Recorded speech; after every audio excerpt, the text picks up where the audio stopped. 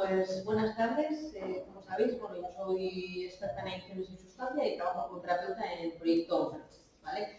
Quería contextualizaros un poquito porque no sé si conocéis muy bien el funcionamiento del proyecto Hombre, pero en un primer momento el proyecto Hombre atendía únicamente a personas adultas con problemática de adicciones asociadas al consumo, pero desde hace un par de años aproximadamente hemos desarrollado ya el nuevo servicio para jóvenes y para familias. Entonces hemos empezado a trabajar ya con menores, no únicamente en el área de los consumos, sino precisamente en el área de las adicciones sin sustancias, que actualmente es, pues la mayoría de familias que vienen nos consultan precisamente por esta problemática, ¿vale? Entonces, pues en ese área os voy a hablar. Yo coordino tanto el proyecto de ludopatías como el programa de ACTIN, que sería el programa de atención a jóvenes y familias. Entonces, como estoy en ambos lados, sí que quería daros algunos datos que tenemos reales un poco de las personas que llevamos tratando desde el año 92. ¿Vale? Nuestro programa de ludopatía se pone en marcha en el año 97 y desde entonces pues teníamos un perfil sobre todo de personas de alrededor de los 60 años en adelante con problemática de tragaperras, y actualmente el perfil ha cambiado por completo, luego os hablaré de ello. Y pues hoy en día se ha convertido en un programa más de atención ambulatoria que tenemos en el centro, igual que tenemos el programa de cocaína, el programa de alcohol, el programa de otro tipo de sustancias. La ludopatía desde el 97 sigue siendo uno de nuestros programas fuertes, ¿vale? Que más demanda tiene. Bueno, un poco para que vierais, el esquema que quería seguir hoy era hablar un poquito de las TICs, luego hablar del nuevo concepto de adicciones sin sustancia, que es importante porque va variando y también tanto los científicos como los clínicos parece que no nos ponemos del todo de acuerdo en saber exactamente qué es, qué entra y qué no entra. Entonces, un poco vamos a hablar de las categorías. Hablar un poco de los nuevos videojuegos, esta nueva forma de ocio que tienen los jóvenes y que evidentemente pues nos plantea la incertidumbre si puede ser una antesala o una situación de juego problemático. Luego hablaremos del juego patológico y por último las últimas estrategias que se han puesto en marcha, que estamos poniendo en marcha nosotros y sobre todo que se están poniendo en marcha tanto a nivel estatal como autonómico, para que tengáis algunas referencias importantes, ¿vale? Sobre todo respecto a las normativas de las que hablábamos ahora mismo en el caso de apuestas deportivas, casas de apuesta, etc.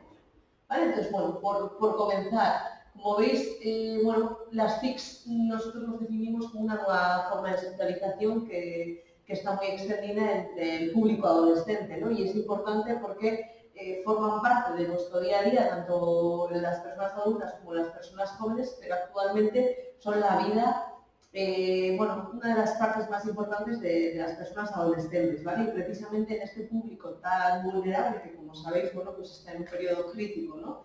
Descubriendo quién es, en el que, pues algunas de las inferencias que tienen con el resto de sus iguales forman tanta importancia. Estos son un vehículo de información y un vehículo de comunicación clarísimo. Entonces, pues hay que entenderlas, hay que trabajar con ellas y sobre todo no podemos pensar que son algo negativo cuando para ellos forman parte de su día a día y de su forma de vivir. Entonces, es importante tenerlas en cuenta. Este sería un poco el marco general, ¿vale? En el que nos movemos con personas adolescentes.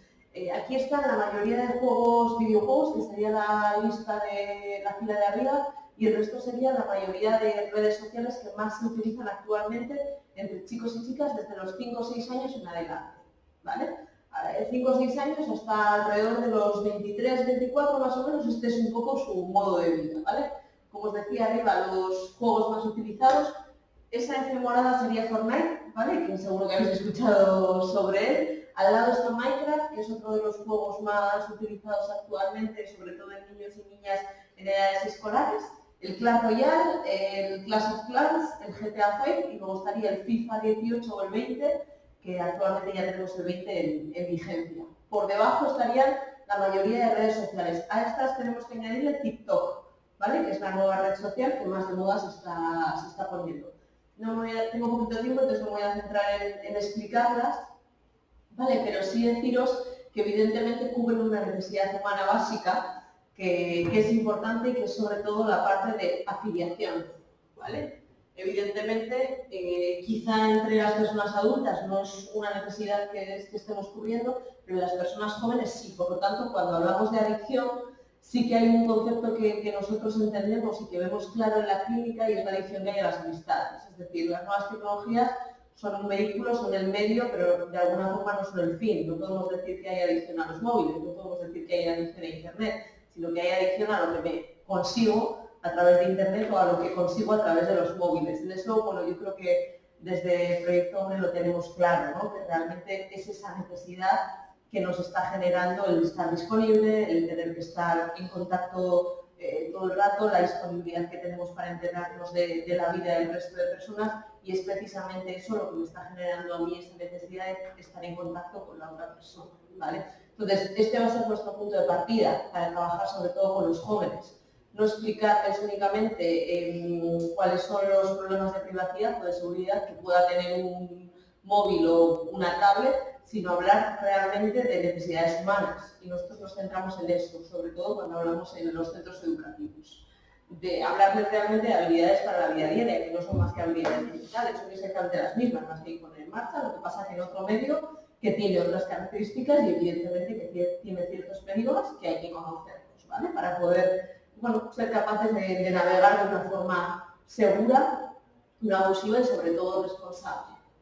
Bueno, en este área vamos a... Bueno, sí que es verdad que ya desde hace muchos años, cuando los científicos empezaron a hablar de las adicciones sin sustancias, sobre todo Etxeburua, que sería nuestro referente, nos habla de que cualquier conducta normal evidentemente se puede convertir en una situación adictiva, no únicamente por la intensidad o por la frecuencia con la que llevemos a cabo, sino por la interferencia que pueda generar en mí mismo, ¿vale? Y esto va a ser el punto de partida para entender el resto de adicciones también. Esto ocurre también en el resto de adicciones.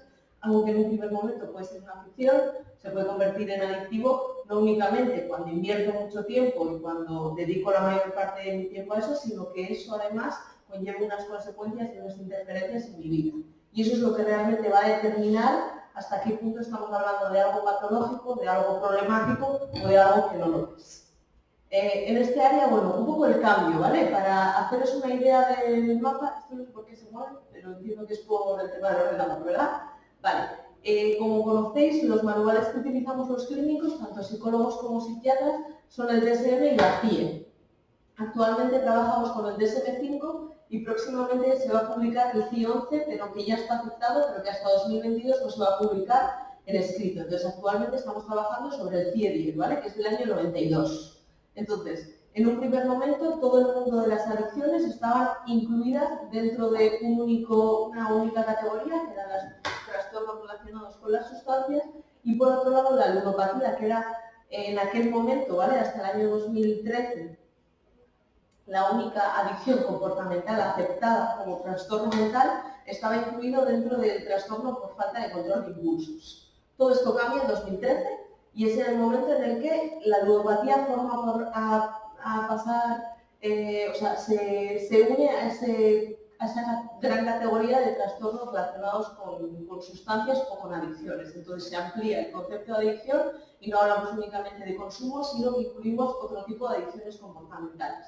Hasta 2013, como os digo, la única que está aceptada es la adicción al juego en este caso, ¿vale? Cuando incluimos una apuesta monetaria. Pero en ese año es cuando se empieza a hablar un poco de la necesidad de seguir investigando en las adicciones relacionadas al gaming disorder, que sería el trastorno por juego utilizando Internet. ¿Vale? Ya hablamos de todo el juego online. Lo que pasa es que hasta 2022 no va a estar publicado ni aceptado la adicción a los videojuegos como trastorno mental, que es algo que ya se ha aceptado desde el CIE, ¿vale? Estamos hablando que a partir de 2022 se podrá diagnosticar a niños y niñas que tengan adicciones a los videojuegos. Esto evidentemente, bueno, nos genera bastante preocupación, ¿no? Porque estamos hablando de niños y niñas etiquetados a través de un manual que en principio está utilizado para categorizar trastornos mentales en adultos. Es decir, no tiene una sección asociada, hay una sección asociada a lo infanto-juvenil, pero ahí no estaría incluida la adicción a los videojuegos. Pero se va a utilizar y ya sabemos que la mayoría de criterios que estén ahí expuestos se van a utilizar también para categorizar a niños y niñas. Entonces, bueno, pues hay que tenerlo en cuenta también. Bueno, en este panorama hablamos de los videojuegos, ¿vale? Esto es un Battle Royale, que es una fotografía de una batalla en directo dentro de Fortnite, ¿vale? Si no lo conocéis, Fortnite es uno de los últimos videojuegos que se ha lanzado al mercado, aproximadamente desde hace 3 o 4 años. Es el juego más utilizado entre niños y niñas a partir de los 6-7 años. Y un poco la diferencia que tiene con el resto de videojuegos es que aquí la partida se va creando en directo. Es decir, en función de las interacciones que nosotros vamos teniendo con el resto de participantes, vamos desarrollando la partida en función de mis propios movimientos, con la idea, bueno, o con la percepción de que soy yo un participante activo que lo que hago es de alguna forma variar lo que está ocurriendo en el juego. Percepción evidentemente irreal porque todo evidentemente está controlado por una empresa externa que lo que realiza es, bueno, lo que hace es fomentar, ¿no?, esa percepción de que yo soy un participante activo y por lo tanto me genera cierta responsabilidad en el juego y también cierta dependencia a tener que estar constantemente realizando algunos movimientos. Otras de las características que incluyen, así más importantes, serían los slot boxes, ¿vale? Que esto es un poco lo que más nos está llamando actualmente la atención y lo que nos empieza a generar dudas, como os digo, de si realmente hay una problemática de juego que ya se está iniciando en este tipo de videojuegos que en principio forman parte del ocio de los niños y niñas en edades escolares, pero que de alguna forma están empezando a recuperar algunas características importantes del juego, ¿vale? Los slot boxes serían como los huevos Kinder, es decir, en un momento determinado te aparece una caja en modo de cofre que tú puedes pagar por ella y a cambio de ese dinero vas a recibir un premio que no sabes en qué momento vas a recibir ese premio ni lo que va a ser, ¿vale? Esto ya está incorporado en la mayoría de videojuegos y en concreto, esta sería una caja que aparece en el videojuego de Fortnite, ¿vale? En la mayoría de juegos está incorporado y lo que hace es incrementar toda esa adrenalina y esa sensación de que a ver cuándo aparece este premio,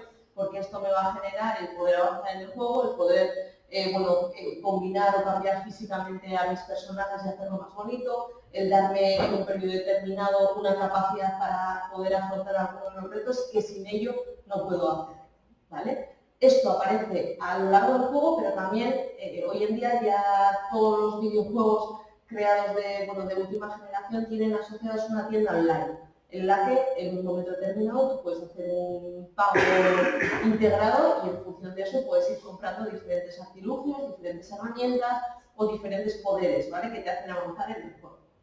Evidentemente, esto no funciona más que de la misma forma que las máquinas tragaperras. A través de la teoría del aprendizaje de Skinner, es un reforzamiento variable en el que no siempre reforzamos la conducta, es decir, que cuando compras no siempre de un tiempo determinado obtienes una respuesta, sino que esa respuesta va a ser variable. Nosotros no vamos a poder determinar en qué momento recibimos ese refuerzo, ¿vale?, a modo de recompensa, en este caso de cofre o lo que hay dentro.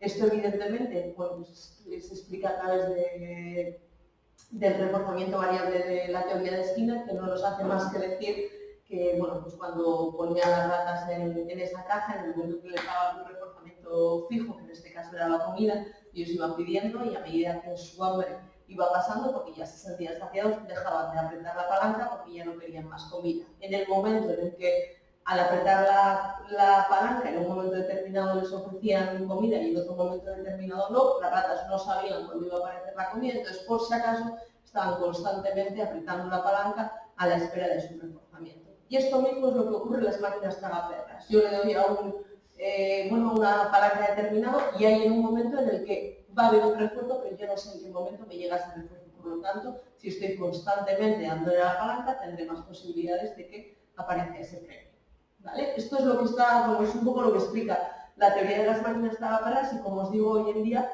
la mayoría de cajas cofre que van apareciendo en algunos de los videojuegos más famosos a los que utilizan los niños y las niñas. Entonces, actualmente los científicos sobre todo están hablando un poco de esto, ¿no?, como la antesala, como os digo, al juego problemático dentro de edades muy jóvenes. Vamos a hablar del juego patológico. Me parece importante destacar, he querido pensar en 3 definiciones importantes y sobre todo 3 conceptos relacionados con la Real Academia Española, que habla del juego como un modo de diversión. Piaget, que le conocéis, uno de los psicólogos evolutivos más importantes, habla sobre todo de conocimiento y de habilidad, ¿no?, en la que yo tengo que ir sobrepasando ciertas, a medida que yo voy pasando en las diferentes etapas, en las diferentes etapas voy adquiriendo ciertas habilidades que me permiten adquirir unos conocimientos. Y luego de Vygotsky he querido rescatar sobre todo el concepto de socialización, porque en el juego patológico se dan todas, ¿vale? Hay una parte de ocio, hay una parte de habilidades y también hay una parte de socialización. Sobre todo, cuando hablamos de menores y de chicos y chicas jóvenes, la parte de socialización es el más importante, porque la primera fase del juego siempre está relacionada con una situación de socialización. La mayoría de chicos y chicas jóvenes, incluso la mayoría de adultos, no van solos a jugar, ¿vale? Habitualmente suelen hacerlo, sobre todo en edades hasta los 30, 40 años, suelen ir a jugar a modo social, es decir, lo hacen con otras personas porque consideran que puede ser una actividad recreativa que les pueda producir algo gratificante. Habitualmente la aproximación suele ser casual, vamos a probar suerte, ¿no? Porque parece que con esto te puede tocar y porque, bueno, es verdad que la publicidad está haciendo un marketing tremendo, ¿no? Para explicarnos que hay muchas posibilidades de que juguemos apostando cantidades muy pequeñas y que, por lo tanto, el riesgo de pérdidas es menor, ¿no? Y esa percepción que yo tengo de lo que puedo perder es mucho menor. Entonces, desde la primera aproximación o parte más social, pasaríamos a una fase de ganancias. Y esto es real.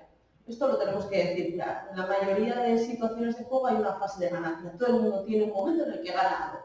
Porque si no gana, deja de jugar. No tiene sentido, ¿no? En el momento en el que yo decido hacer una apuesta deportiva o decido echar un dinero a la máquina de tragaperras o decido jugar una partida de la ruleta y no tengo ningún tipo de ganancia, es decir, no hay ningún estímulo reforzador, dejaría de hacer la conducta, se extinguiría, ¿no? Y esto no ocurre, sino que efectivamente hay una ganancia de juego asociado a ese pensamiento ilusorio en el que yo planteo, parece que tengo capacidades, ¿no? Parece que, oye, quizá, bueno, pues no es únicamente azar, sino que puede ser que yo tenga ciertas características que me hagan ganar en un momento determinado.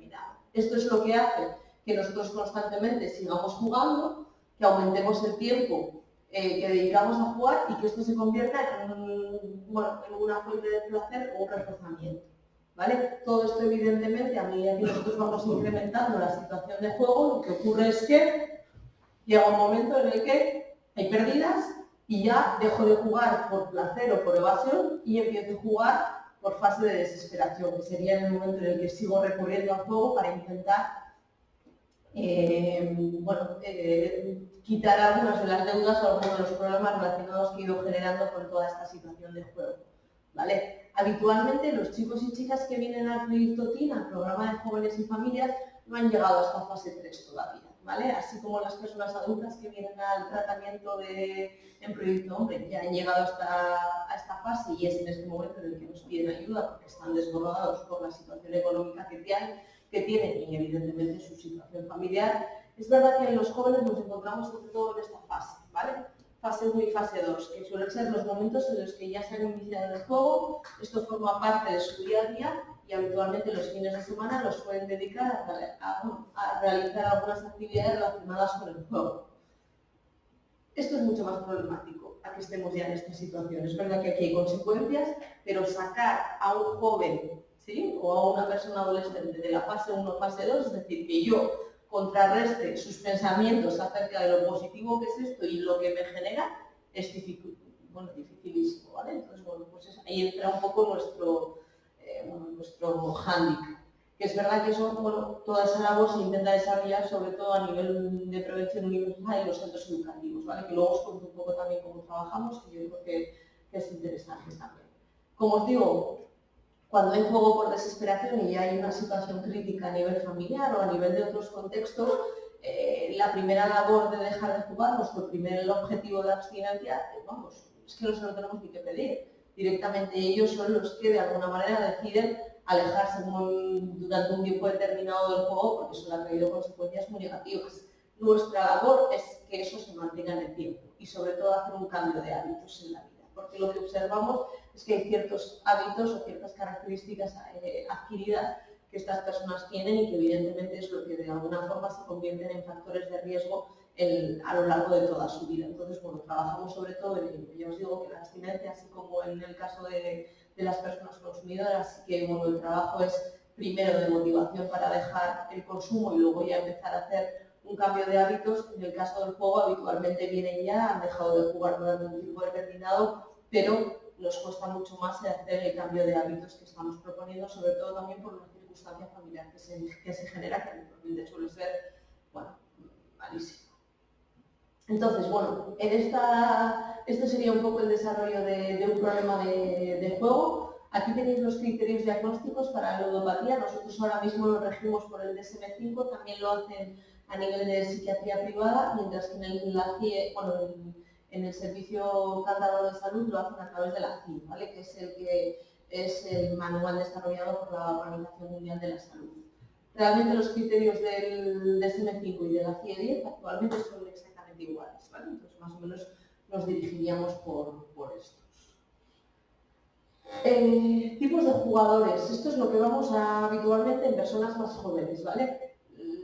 Hay jugadores sociales, jugadores que juegan pero que en principio mantienen cierto grado de control. Que mantienen cierto grado de control significa que, bueno, en un momento determinado, bueno, pueden hacer quizá una apuesta más grande, pero ellos habitualmente se ponen un límite y son capaces de mantener ese límite y no sobrepasarlo de alguna forma sin excepciones, ¿vale? Puede haber ciertas excepciones, como puede ser, por ejemplo, la Navidad y la lotería, pero en otros momentos determinados, en principio, se pone una limitación y ellos mismos son capaces de parar, ¿vale? Luego pasamos a un jugador problemático, que es cuando a veces pierde el control, es decir, en momentos determinados suele ser más asociado a momentos de ocio, es cuando es incapaz de parar y entonces, bueno, apuesta ciertas situaciones que igual ni lo tenía planteado e incluso ni es capaz de poder pagarlo después. Y luego ya hablamos de jugador patológico, cuando evidentemente en todas las situaciones de juego que realiza pierde el control y es incapaz de parar, ¿vale? Ya hay un límite en el que, aunque vea que estoy perdiendo, tengo que continuar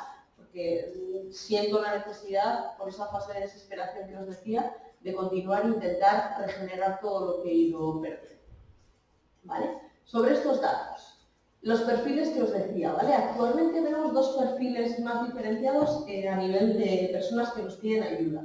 La primera sería la de los jóvenes, ¿vale?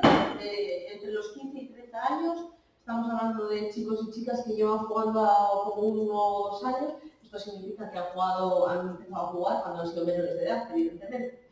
No únicamente a nivel social, sino también a nivel presencial. Esta problemática de que sean personas que juegan en centros presenciales lo tenemos a diario. Sí, lo tenemos a diario y lo vemos. En las casas de apuestas habituales están entrando chicos y chicas menores de edad. Hay un desgaste económico importante y muchas veces está relacionado con actos ilegales, entre ellos robos en el seno familiar habitualmente, ¿vale? Como os decía, están en la fase de ganancia todos sobre todo con esa fase de socialización, y los juegos a los que más tiempo dedican suelen ser juegos de adrenalina, entre ellos las apuestas deportivas y la ruleta, que es el juego presencial más utilizado. Y una de las características que más nos están llamando la atención y que está muy relacionada con esas habilidades y competencias de las que hablaba antes, es que la mayoría de chicos y chicas que vienen a consulta, que vemos, ¿no?, que se están iniciando en estos juegos, suelen ser personas con hábitos de deporte. Y precisamente esos hábitos de deportes es los que están utilizando porque ellos perciben que de alguna forma, si yo soy bueno a pádel o soy bueno a fútbol, pues voy a tener más posibilidades de poder ganar y acertar en ciertas cosas. Ese factor de azar se elimina y la percepción es que mis habilidades van a estar por encima del factor azar, ¿vale?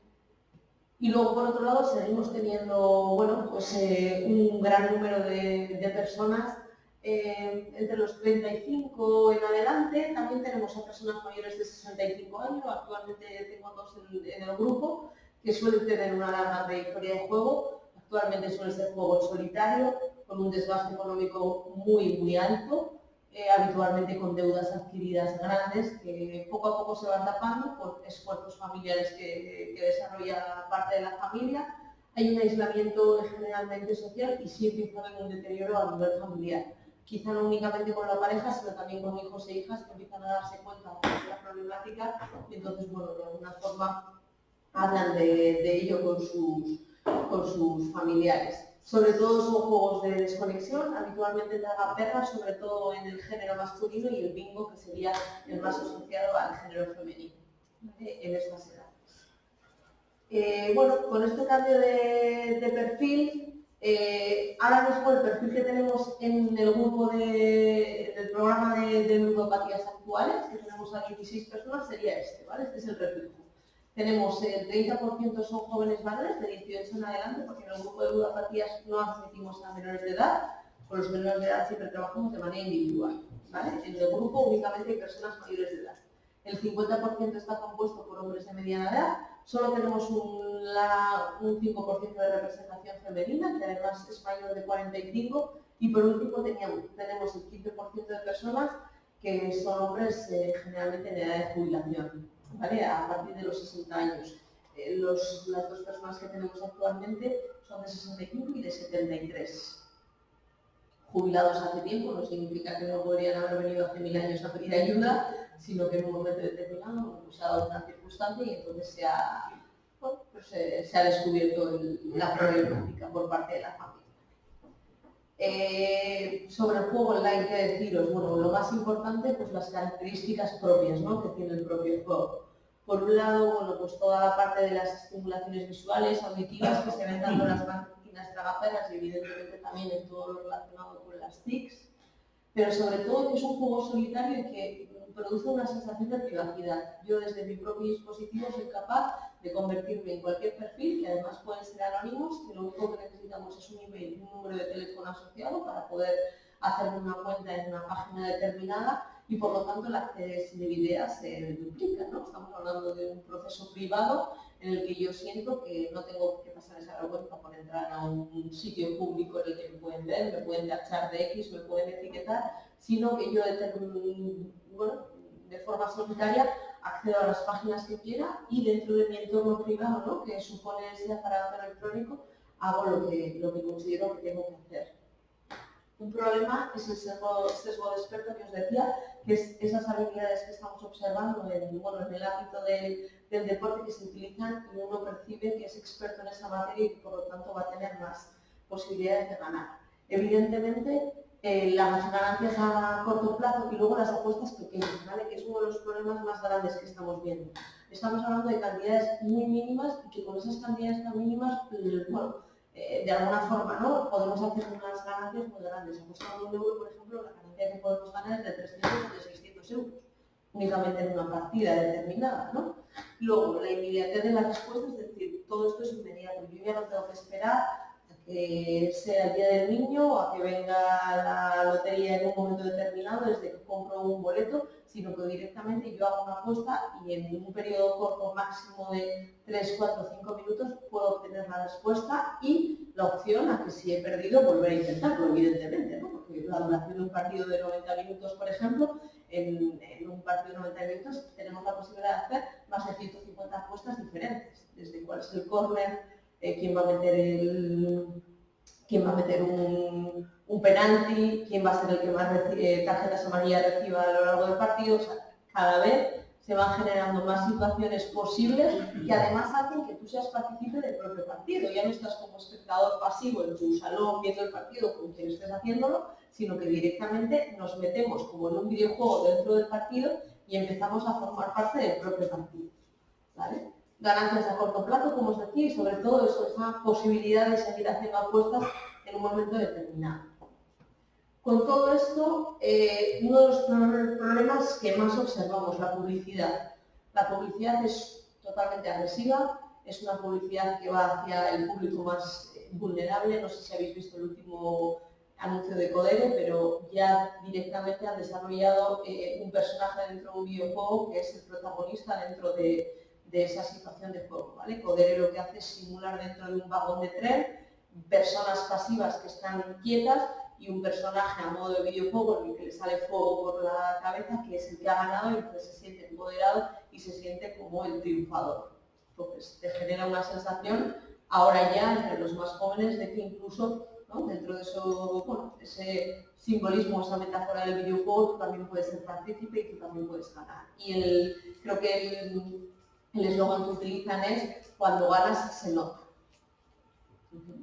Entonces, hoy en día, desde hace 3 años aproximadamente, las sesiones de sensibilización que hacemos en los centros educativos han cambiado por completo. Antes eran sobre consumo y actualmente solo nos llama para hablar de apuestas deportivas y de juego online. Entonces, todas las sesiones que hacemos, bueno, en chicos y chicas más jóvenes, desde primero y segundo de primaria, es sobre el uso abusivo de las nuevas tecnologías. Hablamos de videojuegos, del uso responsable de las nuevas tecnologías, sobre todo asociado al smartphone, pero a partir de la ESO ya empezamos a hablar de toda la situación del juego, ¿vale? Como ya en muchos centros estamos continuando y bueno, ya llevamos estando allí durante varios años, hemos estado investigando mucho sobre este respecto y la mayoría de publicaciones científicas nos hablan de la asociación entre la problemática del juego y la publicidad, que como sabéis ahora mismo no está regulada por ningún lado. Hay una idea de poder regularla, pero actualmente, tal y como está el gobierno, pues no sabemos muy bien qué va a quedar, entonces nosotros nos estamos anticipando un poco, tal como plantean los científicos en este área, a intentar trabajar en este área, ¿vale? Entonces lo que estamos haciendo es plantear sesiones dinámicas con jóvenes a través de los diferentes anuncios de publicidad que están generando las diferentes casas de apuestas para trabajar en base a los sesgos cognitivos que de alguna forma nos están vendiendo, ¿vale? Es decir, cómo nos están intentando vender su producto a través de precisamente los sesgos cognitivos que nosotros tenemos como humanos, que somos, ¿no? Sobre todo trabajamos el sesgo retrospectivo, la ilusión de control, la observación selectiva, el sesgo del experto, las atribuciones flexibles, la aleatoriedad y luego la suerte como atributo, ¿vale? Esto es un poco las sesiones que estamos desarrollando, sobre todo a partir de tercero de la ESO, están siendo de este tipo, ¿vale? Poner vídeos y sobre ello ir trabajando algunas de las cosas que están utilizando para que nosotros centremos nuestra atención en ello y desviemos la atención de otros aspectos que también son importantes.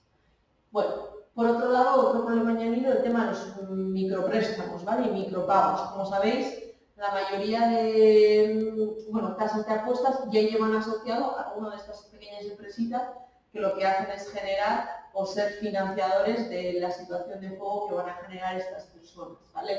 Os ponía aquí un ejemplo porque, bueno, aquí están algunas de las cláusulas que en letra pequeña, evidentemente, y con asterisco que nadie se lee, aparecen cuando, bueno, pues una persona decide llamar a una compañía de este tipo para que les den un dinero de forma inmediata, que evidentemente es de forma inmediata, ¿eh? Y esto es tal cual. Lo que pasa que, bueno, pues el problema mayor suelen ser los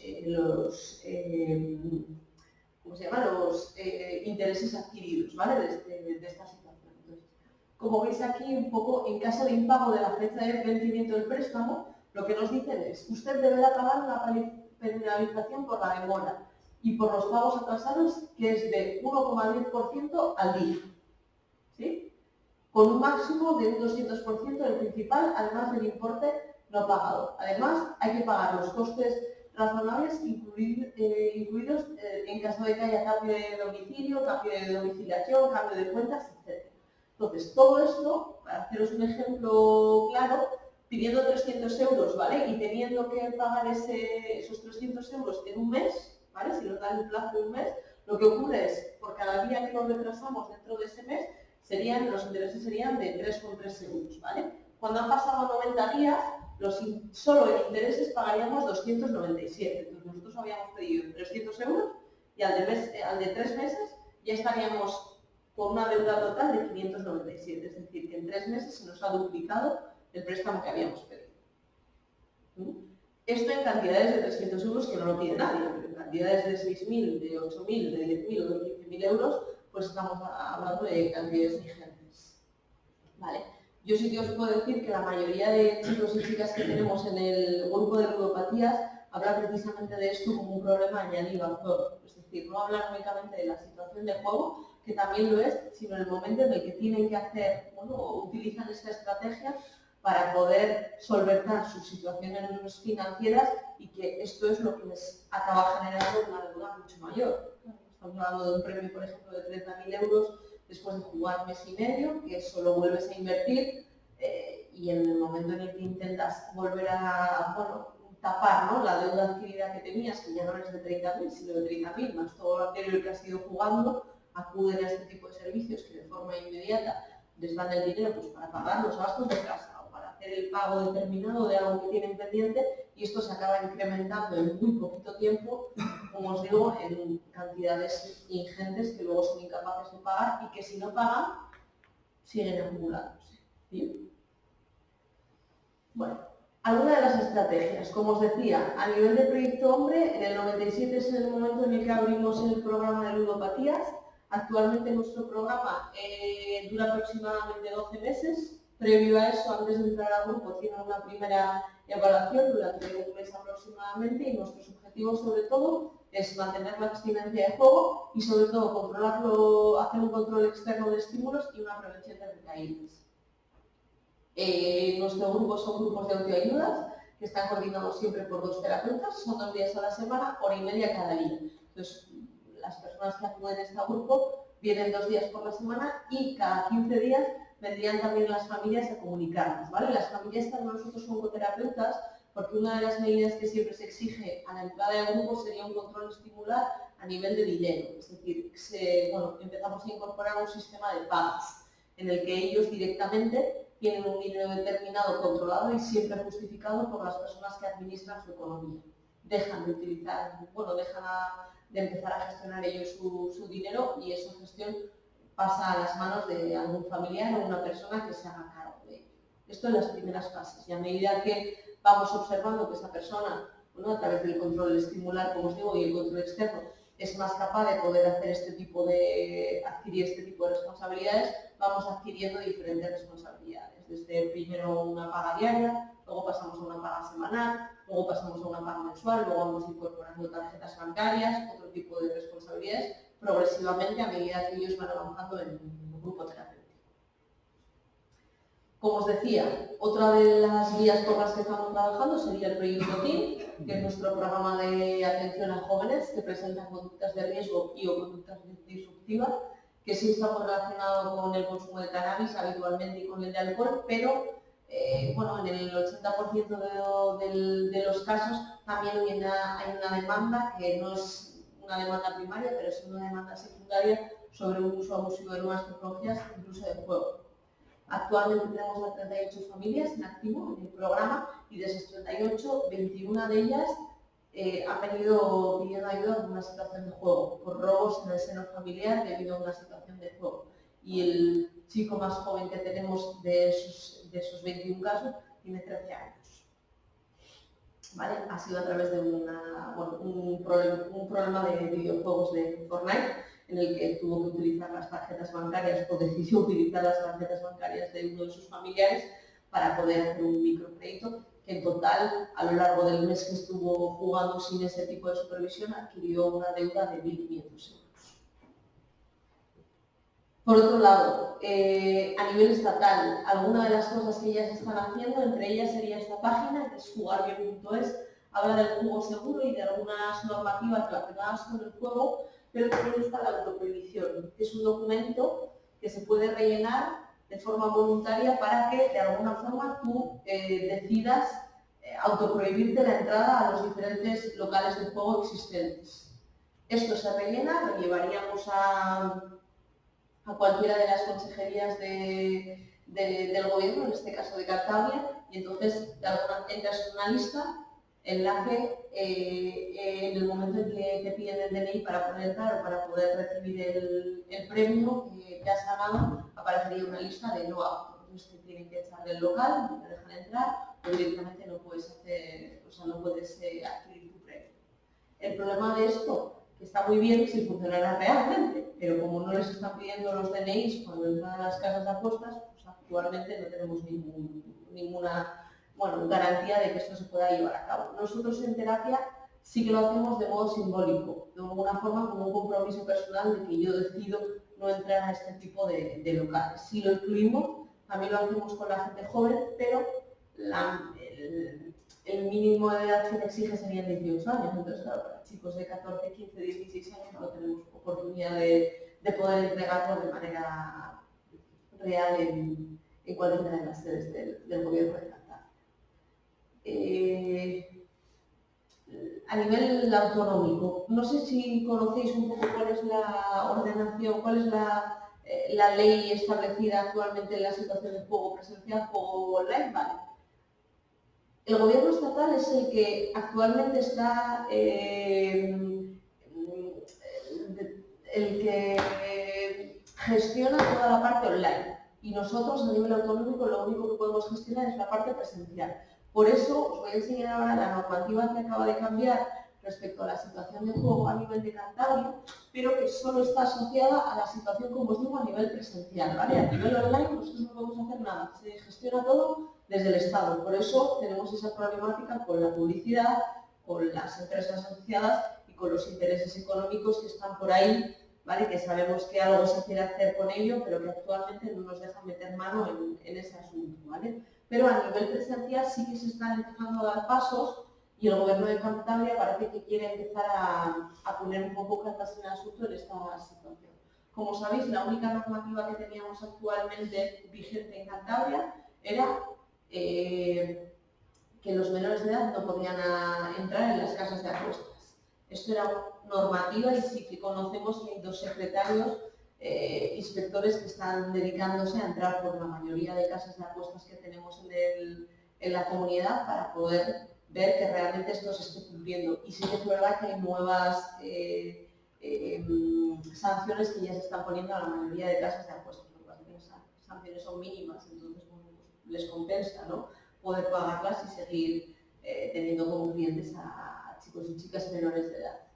Eso es hasta el 14 de noviembre de 2019, en el que la ley ha cambiado por completo, ¿vale? Esto nos lo han enviado desde el Servicio de Juego y Espectáculos de la Consejería de la Presidencia de Interior, Justicia y Acción Exterior, como os digo, aquí de Cantabria, ¿vale? Algunas de las cosas que van a ir cambiando.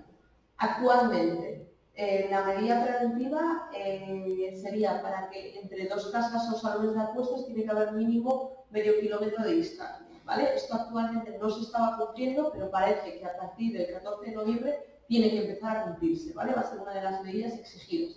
Lo que pasa es que esto no va a ser aplicable a las casas de apuestas que ya estaban creadas. Esto significa que si realmente la ley se lleva a cabo y si la cumplen de verdad, no se podrían crear, no se podrían construir más nuevas casas de apuestas. Es inviable, ¿vale? Actualmente, por la proliferación de casas de apuestas que hay en nuestra zona, no hay posibilidad de hacerlo cumpliendo esa ley mínima de medio kilómetro, ¿vale? Otra de las cosas que, como os decía, sí que se hacía era que los menores de edad no podían entrar en casas de apuestas, pero actualmente parece que los DNIs también se los van a pedir a todo el mundo que entre a un recinto de este tipo, ¿vale? Se van a poner un poco exigentes y entonces parece que lo van a hacer en todos lados, incluso siendo cliente habitual o asiduo, a todas las personas que vayan entrando en estos locales van a tener que exigirles el DNI. Esto, de alguna forma, si se cumple, sí que la autoprohibición nos serviría, ¿vale? Porque en el momento en el que les piden el DNI ya tenemos la opción de que les aparezca no apto y entonces no les dejen entrar al centro. Luego, a partir de diciembre van a ir cambiando también algunas leyes y entre ellas es que toda esta situación de la distancia, el tema de los DNIs, etc., antes únicamente estaban relacionadas con antes únicamente era con los locales de juego, pero esto se va a ampliar también a bingos, a casinos y a apuestas, bueno, a salas exclusivamente dedicadas a apuestas determinadas, ¿vale? Antes era únicamente los locales de juego y actualmente ya va a ser bingos, casinos, etc. Un problema que tenemos es que las máquinas pagadoras actualmente están en los bares. Entonces, sobre eso todavía no hay nada escrito ni parece que hay nada definido. Nuestra idea y nosotros en lo que estamos trabajando es que puedan salir y que las lleven a estos locales de juego, ¿no?, en el que todo el juego esté relacionado ahí, pero que no niños y niñas que pueden acceder a un local público tengan que estar en contacto con esas máquinas tragaperras. Y luego también a partir de diciembre va a surgir una nueva ley en la que hablan que va a tener, bueno, tiene que haber una distancia mínima de 250 metros, 250, que os podéis imaginar, es poquísima distancia, ¿eh?, a la que tiene que haber por lo menos esa distancia desde los centros educativos a estos locales de apuestas, ¿vale? Pero esto nuevamente no afecta a los locales que ya estaban creados anteriormente, por lo tanto, bueno, pues parece que no se van a poder crear nuevas. Y por último, que además estos 250 metros son exigibles también para los centros o unidades de salud mental que estén subvencionados por la Consejería para el tratamiento de los ludopatias. En nuestro caso, no sé si sabéis dónde estamos en Isabel la Católica número 8. Actualmente, si hubiesen impuesto esta ley con anterioridad, nosotros no podríamos estar allí, porque estamos rodeados de casas de apuestas. ¿Sí? Toda la calle de Jesús de Monasterio es una de las calles con más proliferación de casas de apuestas y por lo tanto todos nuestros usuarios, ¿no?, que vienen al grupo de ludopatías tienen que hacer constantemente el mismo recorrido en el que se encuentran por lo menos 6, 7, 8 casas de apuestas a diario, cada vez que vienen a nuestro local. Bueno, este es un hándicap, evidentemente, que parece que se va a ir solventando con esta nueva ley que os digo que parece que a partir de diciembre se va a poner en marcha aquí en Cantabria. Nosotros sí que formamos parte del comité de expertos del Ministerio de Sanidad en torno a las adicciones sin sustancias y es verdad que es algo que, bueno, se está generando mucho debate, pero que se va a evaluar sistemáticamente a lo largo de todo el año escolar para ver si realmente esto se está cumpliendo. Nosotros tenemos la intención de intentar poder vigilarlo de primera mano.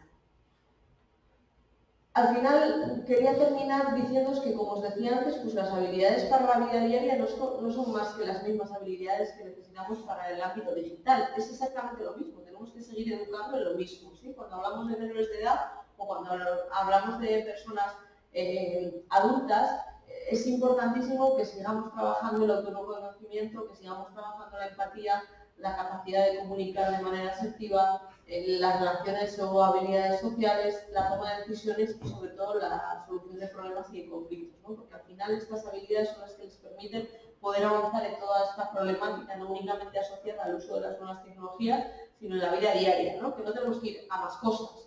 Por tener un entorno digital o porque aparezcan de repente las TIC no significa que tengamos que poner en marcha otro tipo de competencias. Son exactamente las mismas, porque pasa que parece que nos están olvidando, ¿no?, de seguir trabajando en esta línea. Y nosotros desde Proyecto Hombre consideramos que hay que seguir trabajando en esta línea, por eso nuestra labor en centros educativos, a pesar de que no somos educadores ninguno de nosotros, es seguir trabajando en la corriente educativa. Es decir, yo voy a las TIC, pero les hablo de esto, les hablo de la importancia de mantener relaciones interpersonales, de tener educación, de ser empáticos, de conocerse a sí mismo y que eso les va a permitir ir adquiriendo ciertas habilidades que cuando se pongan en una situación de problema o de conflicto ante cualquier circunstancia que se les dé también en el entorno digital, bueno, pues que tendrán esa capacidad para poder enfrentarlo. Y creo que eso es todo. Me he ceñido más o menos, ¿no?, al tiempo.